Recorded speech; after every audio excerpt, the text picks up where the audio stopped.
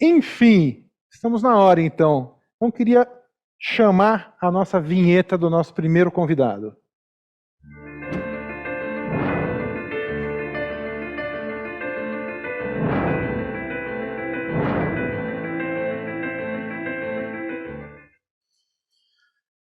Nigel, how are you? Very good. Can you hear me all right, Conrado? It's such a pleasure having you here. I mean, I think we have been talking for the last 2 or 3 years, and we have your book, and we have a lot of... Você tem o seu livro, há muito conteúdo e muita inspiração vinda de você, então é realmente... Opening the speech and explaining to everyone what is learning culture. So if you give me 1 second, I'll just talk a little bit about you in Portuguese, but you can't trust me. And then I'll give the words to you. Pessoal, o Nigel ele tem 25 anos de experiência como especialista. Eu acho que é mais, tá? Mas ele é um cara que sabe muito. Ele escreveu um livro chamado Workplace Learning, é um livro sobre cultura de aprendizagem. Para a gente é uma bíblia. Estamos providenciando a tradução dele. Ele trabalhou muito na BBC. Desde 2006, ele quando saiu, é consultor. E ele está nesse processo de... Ele tem um olhar que, ao mesmo tempo, é crítico e é propositivo para o que a gente tem que fazer em T&D. Então, vou deixar vocês com ele. Lembrando, podem fazer perguntas, a gente vai ter tempo para umas 2 ou 3 no final. Nigel, please. Conrado. Obrigado, Conrado. Obrigada, Debra. Obrigado, Rodrigo. Bem-vindo todos. Bom dia. Can I start by saying one thing, very important thing? Thank you, the translators who are translating my poor English into exceptionally good Portuguese. I owe them everything. My translators can make me look stupid, or they can make me look really smart. What I hope is that they choose the path of making me look smart, which will mean that they will completely interpret what I say and turn it into something magnificent. So I'm very, very grateful to my translators. Thank you so much for doing such a great job. I've worked with many, many translators in Brazil, and they've all been unbelievably good, incredibly professional and excellent. So thank you to them to start with. Now, what I'd like to do is begin by saying just 1 or 2 little preemptive points. The first one is that I think the title of the conference, From Control to Culture, is absolutely brilliant. That is all about shifting from control, which is about efficiency, about moving down the line, about organization, to culture, which is more about innovation and about creativity.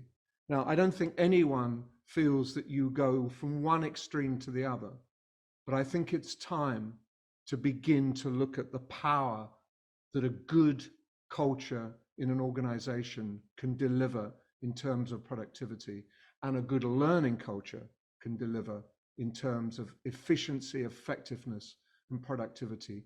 I am not talking about a learning culture because I think it's a nice thing to have. I'm talking about a learning culture because I believe it is absolutely critical for us to get out of the mess that we're in at the moment around the world, especially in UK, US, Brazil. We have a lot of problems, and we need smart people operating at the top of their ability.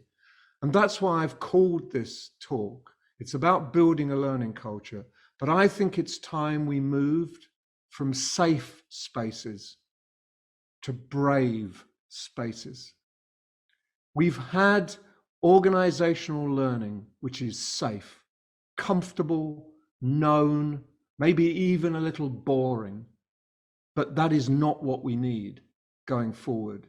We need brave spaces, places of challenge, places of confrontation, places of discomfort, not comfort. And I don't say we do that without having psychological safety in place. But if we've got that, then we have to start to challenge and move forward. And I don't believe, you can disagree with me, but I don't believe that we can do that in any way apart from through a learning culture. And that's what I want to talk to you about today. So I'm using Menti. You can take a picture of this QR code, or you can go to menti.com. You can see it at the top of the screen, menti.com, and put in that code 3780264. And that will give you my presentation on your phone or your tablet. And it means we can interact a little bit. It also means that on every screen that you have, you can ask me questions or you can make comments. And I will see the comments immediately and they will disappear after that. The questions will stay, so that if you ask questions during the presentation and I can't answer them all in the presentation, I will look at them all afterwards. So you'll see when you get onto your screen, there are open Q&A and open comments at the bottom of your screen. So menti.com 3780264. And I will repeat that because I know you can forget it or your phone will lose the connection. But let's go to the first point. I didn't get that. This screen is the cover of Wired magazine last May. And I think it's brilliant. I just think Wired captured the irony of everyone working from home as if we were a community, but we weren't. The title altogether now is deeply ironic. And we all recognize images on that screen. The people who are sick, the people who are bored, the people who are depressed, the people who are frightened, the people who just think it's all one big party, the people who have got to manage job, partner, children, and all those other things. Nigel. Yes, Conrado. Yeah, I'm not sure if you are sharing the screen. I am sharing the screen. Yeah? Yeah, shall I try again? I'm Yeah, sharing please. People can't see it. Yeah. No. Right, hang on a sec. Let me Okay. get back.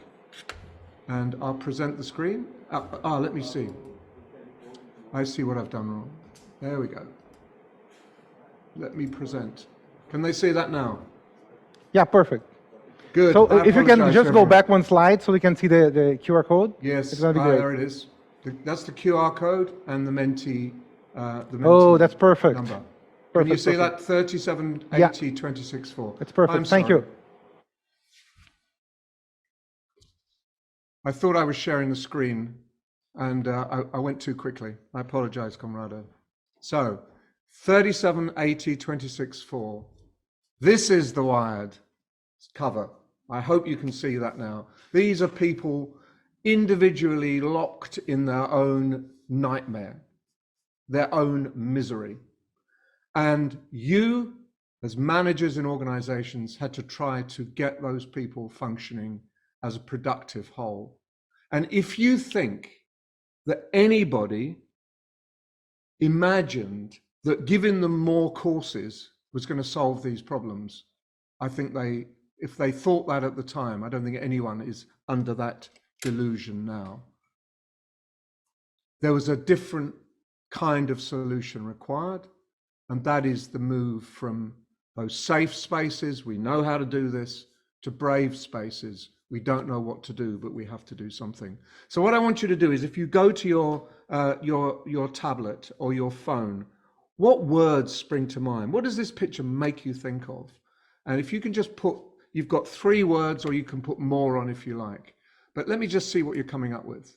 Hey, if you can see that screen. Diversity, yes, absolutely. People revealing their diversity in new dimensions that were unthought of up until that point. And also organizations for the first time seeing people as individuals and whole people, not just workers, but as their whole life. And as you looked into people's worlds, you can see my little study here, we began to understand that people's lives were way more complex than simply me as a worker. So diversidad, diversity, isolation, emotion, confusion, the need for connection, working from a home office. These are amazing words. They just go on and on and on. You're absolutely right. The bigger the word, the more people have used it. Stress, isolation, anxiety, all of those things. And if you think that we solve the problem by the way we did things in the past, we try to do those things again, we are completely deluded. We need to think differently, and we need to think again. So that is the starting point. This here. This is perhaps the end point.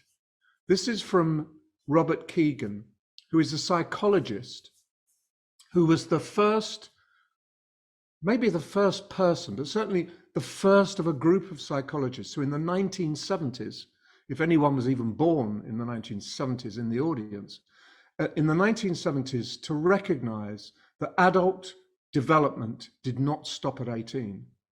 If you read Piaget and all the other learning theorists, they don't ever go beyond the age of 18. Why?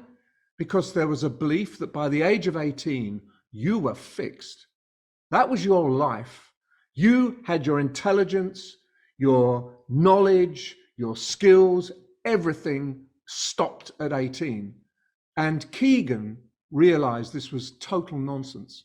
And Keegan put a theory in that there was an evolving self, and he had 3 levels of adult development: socialized mind, self-authoring mind, self-transforming mind. And it was guesswork.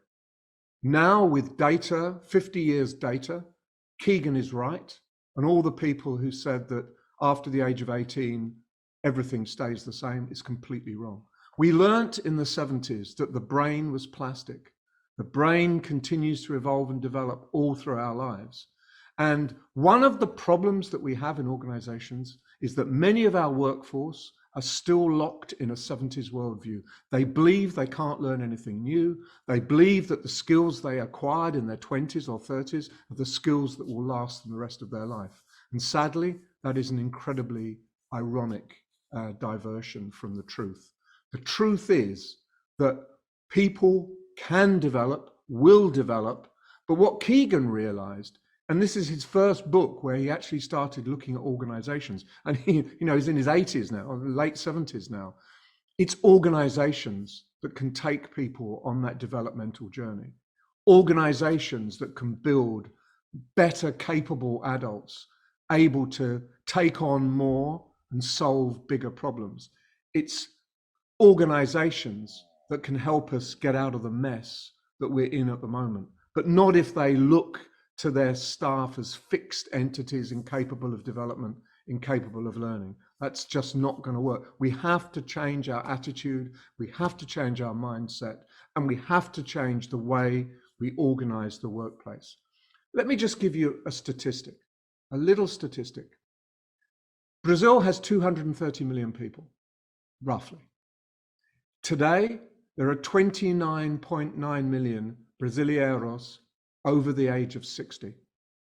That's quite a small percentage of the population compared to many. In 2030, Brazil will have 42.2 million people over the age of 60. That is an increase of 45% plus. 45% in 10 years. We've never seen an increase of the aging population. We've seen increases with birth rate, with young people coming into the population, but never seen the extent of the recognition of the aging demographic as Brazil. Brazil, more than virtually any country in the world, the percentage increase of over 60s is dramatic. How many organizations are thinking about this? They should be. How many marketeers are thinking about the potential for this new market that's going to come on us? How many organizations are thinking about their aging workforce and how they can get the best out of someone who's 60, 62, 65, perhaps even 70 or 75? How are they going to manage a workforce with 4 or 5 generations in it? And a powerful workforce. Over 60s are not going to be a teeny minority. They're going to be a pretty impressive, powerful group in our society. These are big issues and big questions.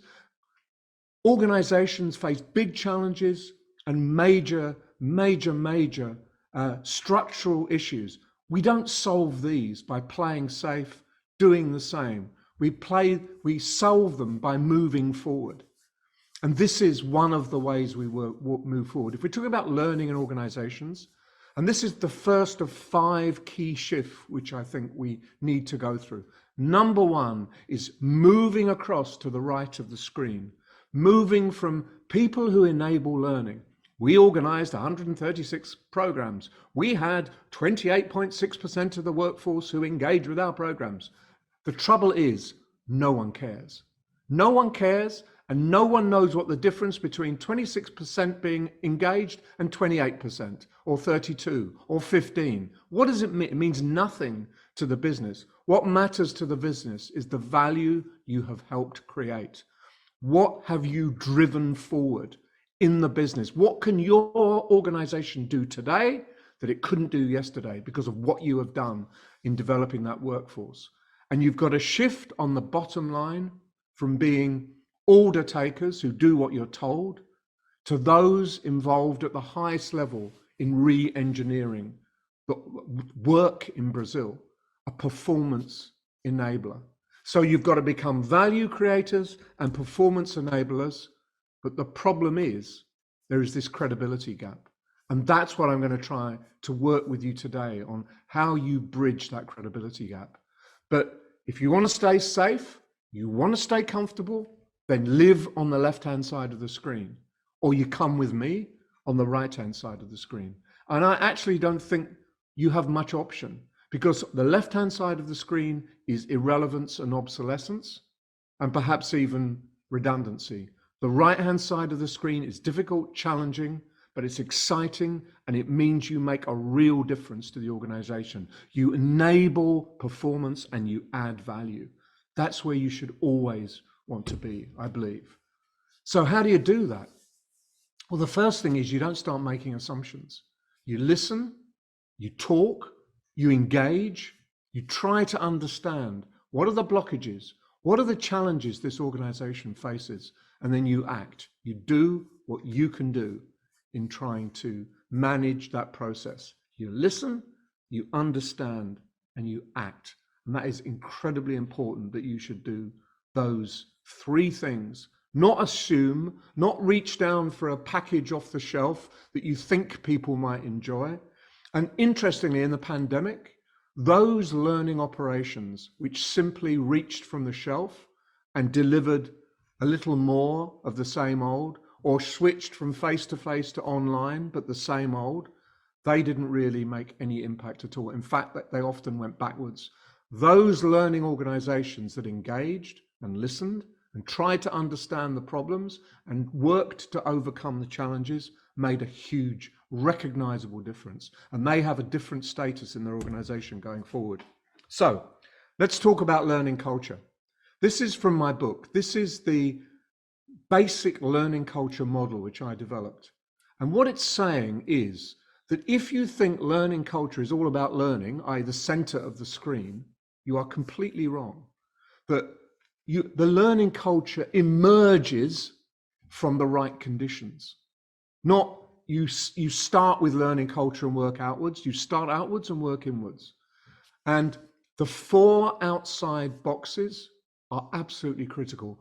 If there is no trust in your organization, or very low trust, you won't build a learning culture, guaranteed. I've got evidence coming out of my ears to prove that. If you don't empower your staff, you don't engage and build engagement, you won't have a learning culture. And if your leadership doesn't reflect that trust, that engagement, and that empowerment, you haven't got a chance. Only when you've got high trust, good leadership, empowerment, and engagement do you start to get into building a collaboration, sharing culture with purpose and autonomy built in. Autonomy to let people think for themselves, purpose to believe that every day they get up, they'll make a difference in their organization. At that point, the learning culture begins to engage. So in some ways, the irony is that if you want a learning culture, don't just focus on learning. I think there is a huge difference, a massive difference between a culture of learning and a learning culture. A culture of learning is when everyone does a lot of learning. That's good. There's nothing wrong with that. But that is not a learning culture. A learning culture is when you're turning insight continuously, and you're building something that engages the whole organization and allows the whole organization to move faster. So if you go to Menti, that there's a what I've done in Menti is asked you to rank those four, and then the other. So what is most important? Leadership, trust, empowerment, slightly behind. I guess in some ways empowerment follows the others. If there is trust, engagement, and leadership, empowerment will follow. And then there's the highest percentage of all for all equally important. So thank you for engaging. I think that they are incredibly critical elements. And one of the things I've done is I've developed a learning instrument to measure the potential for a learning culture in organizations. And Conrado translated it into Portuguese, so that I'm very happy to work with you to share that, because it gives you a snapshot of where your organization is and therefore where it has to go. And where it might head next, and where your biggest problems lie. Is it a trust issue? Is it an engagement issue? You need to know where to start in order to get where you got to go. And this is my metaphor of a learning culture. If you think of a gyroscope, I've got a gyroscope here. I've had that since I was a child. Just a bit of metal, and it's dead metal until you spin it. And as you spin it, it's got an energy that is unbelievable. When I was a child, I couldn't believe that I could balance this lump of metal on my finger. I could turn it round and it would right itself. It's like it's magic. It's got power. And what I believe is that learning in an organization is the energy that spins the organizational gyroscope. And that involves taking insight from outside, sharing it around the organization. But the next point is really important: taking action. A learning culture is about action. It's not about learning. The learning is the means by which action occurs. And if you can do that, then you have the ability, like a gyroscope in an aeroplane, you see the horizon. You see the relationship of your organization to the horizon. As that horizon moves, as it does, as the horizon has moved in the last year, you have the knowledge, the skills, and the endeavor and the ability to keep the organization level with the horizon. So you're not going down and you're not going up, or you're not going splat into the sea or splat into a hillside. So I think that learning is as important in an organization as it is in the cockpit of an airplane. And that may be an exaggeration, but I believe that very firmly. And you have to create the energy that engaged learning people can share. But the key is collaboration and sharing. It's not about individuals. And I also believe, this is maybe going to sound crazy, I actually believe that in a learning culture, the learning occurs in the spaces between people. That is when the organization takes on the learning. And a learning organization means that regardless of who leaves and who arrives, the culture rebounds. Whereas if you've got a culture of learning, if good, smart, engaged, expert people leave, there's a massive deficit in the organization. The organization is not learning, it's the individuals. So a learning culture is not a culture of learning.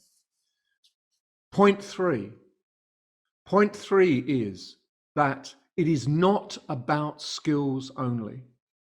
It is about the right mindset, the right tools, as well as the skills. Combine mindset, skill set, tool set, you've got something really powerful. Skill set on its own isn't enough. If you tell people we're going through digital transformation, we have to as a result of the pandemic, so we're all going to put you through 26 hours of digital skills, and you don't do anything about the mindset, you don't help them with the tools, you will fail. Skills alone won't work. And when you hear government after government talking about the skills deficit, it's all about skills, it's all about skills. I think they're wrong. I think they're wrong. You have to win over the mindset, the minds of people. If you have a population at work who do not believe they can learn, then how you develop new skills that matter and make a difference in the workplace, I have no idea. If you don't provide the right tools, how are they going to survive? You know, if you look at Microsoft Teams, why has that been so spectacularly successful? Because it's the right tool set at the right time, allowing teams to collaborate remotely. And it's no coincidence that Microsoft built that with a philosophy of the learning culture of sharing and collaboration, which Microsoft exemplifies in the company. So, what is a growth mindset? Well, a growth mindset is the ability to believe in your ability to take effort, to believe in taking action, to be inspired by the success of others, and to overcome failure, embrace challenges, persist when things go wrong. The fixed mindset is the exact opposite. You give up. It's unpleasant and defensive. And there are many organizations where people would rather die than admit they made a mistake, would rather lie on the ground with covered in animals that were, you know, eating them, than admit that they didn't know or that they've made a mistake. We need organizations that are prepared to recognize they don't know, and individuals in that organization who say, we don't know, we'll find out, we'll understand, and then we'll know and we'll make it better. That is a completely different shift. That's mindset helping the organization and helping the skill set move forward and develop. So Microsoft, what did Nadella do? Nadella transformed Microsoft. He's increased the value of Microsoft by 500% in the time he's been CEO. And he did that not by being a stern, controlling leader, but by being someone focused on culture. If you want an organization that's gone from control to culture, look at Microsoft. The key to the culture I wanted was individual empowerment, says Nadella. And in some ways, Microsoft Teams is the living embodiment in a product of the culture that Nadella was trying to create. The old Microsoft under Ballmer, competitive, internally competitive, a series of fiefdoms where no one talked to anyone else, nothing, no products communicated with each other because staff didn't communicate with each other. There's no way under Ballmer Teams could have emerged. It just wouldn't have happened. So he had three principles: curiosity and desire to meet a customer's unarticulated needs. So curiosity is really important. Actively seeks diversity and inclusion, and we are one company, not a confederation. And if ever there was a company that was a series of fiefdoms and it was a confederation, it was pre-Nadella Microsoft. We are one company. And what has he done? He's just created in every member of staff this sense of purpose, the reason for which anything is done. That's the dictionary definition of purpose, the reason for which anything is done. And how organizations think that people with no purpose can think of no reason why they should get up and go to work, are going to work really hard, are going to strive, are going to build the next stage, are going to help the organization come out of the difficulty. I have no idea. I have no idea. So there's a question there for you. How many of you feel your organization's purpose is clear? Okay, so it's probably thirds, too close to thirds to be comfortable. Yes, is it growing? But somewhat 27? No, 24. It is one of the things that you have to own, is to help the organization come to a sense of its purpose and embed and embody that purpose in your organization. It's a very interesting slide. Thank you. So, I also think we need different modes of learning. I've got some horrible words there, which you don't really need to worry about, but pedagogy, andragogy, and hoitagogy. You don't have to worry about those. But essentially, three models. The model is one to many. We're in a pedagogic mode at the moment. I'm not saying that's terrible or should be banned. I'm saying it's one mode. But if it's your only mode, you've got problems. Then there's facilitated learning, teacher as facilitator, multi-directional transfer, sharing, engaging as teams. And then there's the third area,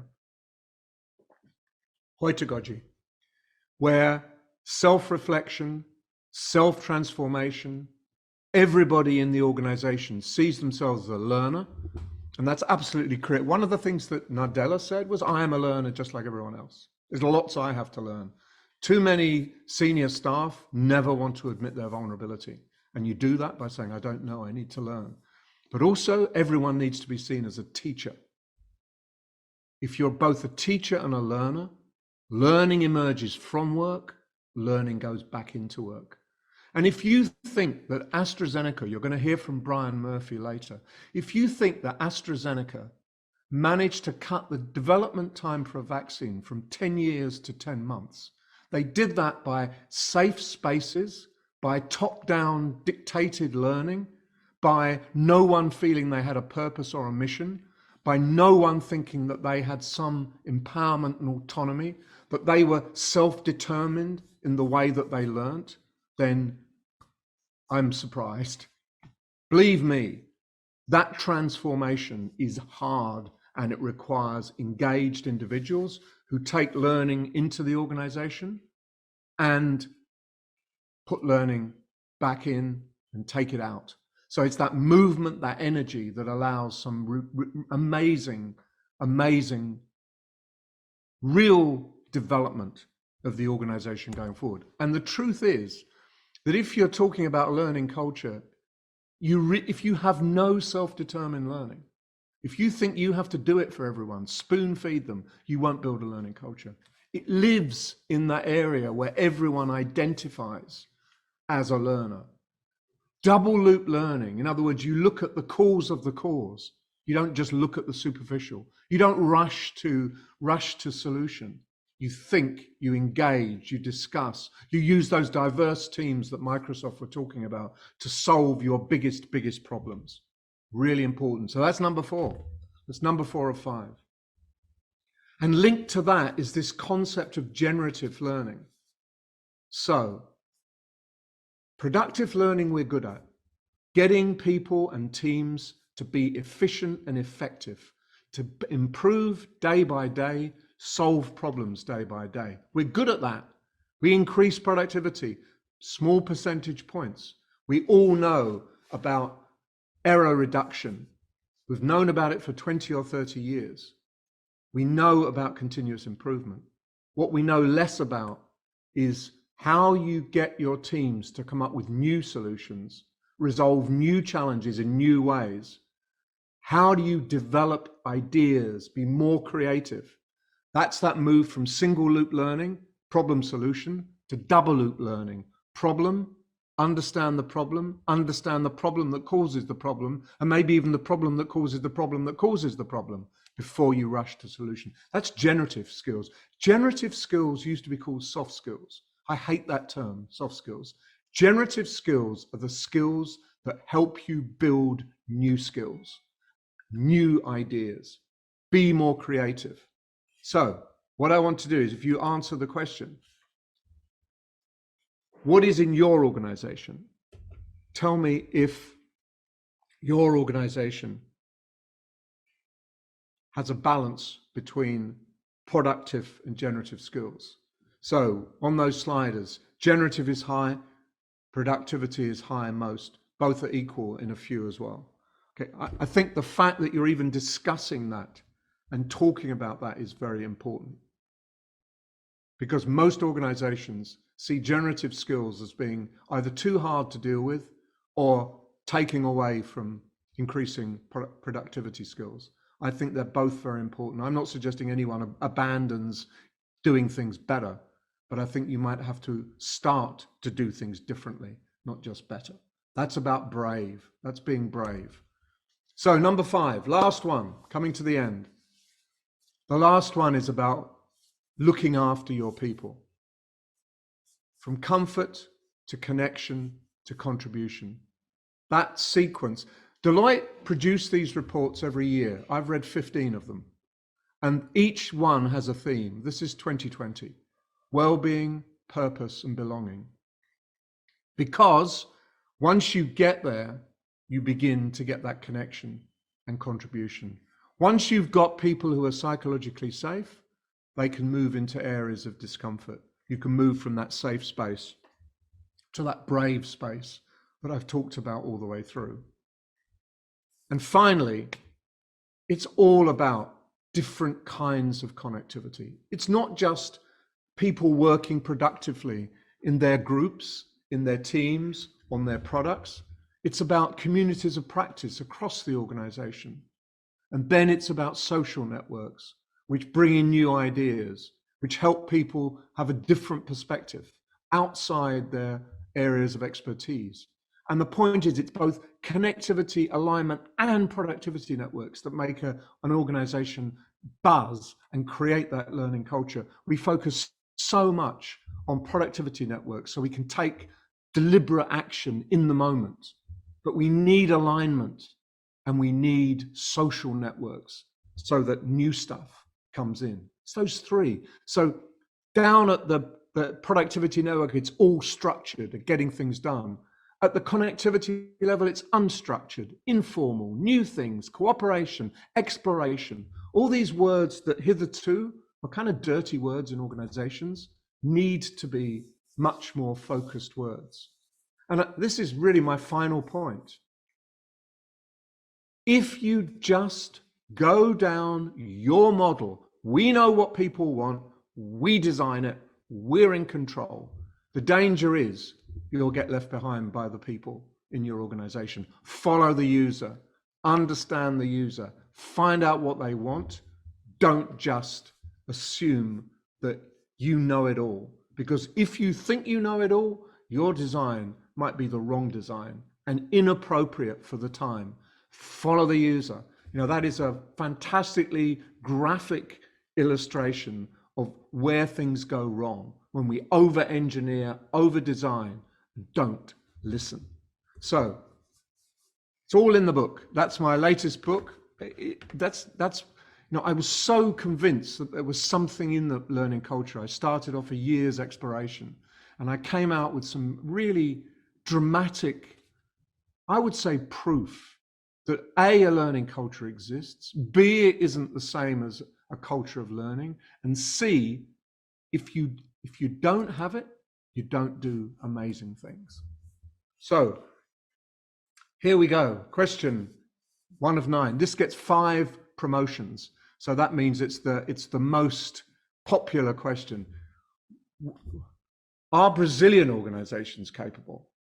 The answer is that yes, they are. And there are some great examples of innovation in Brazil, often in small companies, but in some really big companies as well. You know, Itaú, I think, are speaking. You look at Itaú, what they're trying to do with their learning. I went to Boticário and talked to the staff in Boticário a few years ago, and Boticário were, again, an organization trying to get the best out of its people by doing things completely differently.